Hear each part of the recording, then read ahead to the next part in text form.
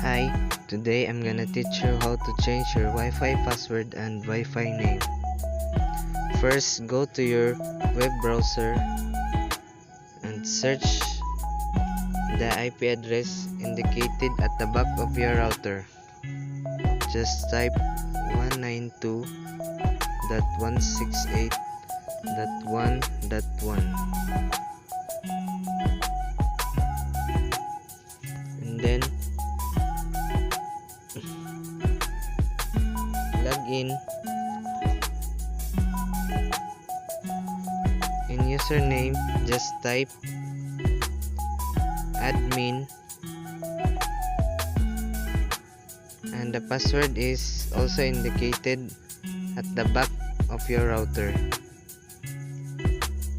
For me, I just simply log in because it's already logged in. And here, if you're already logged in, just go to WLAN and click security. And here, change the password you want.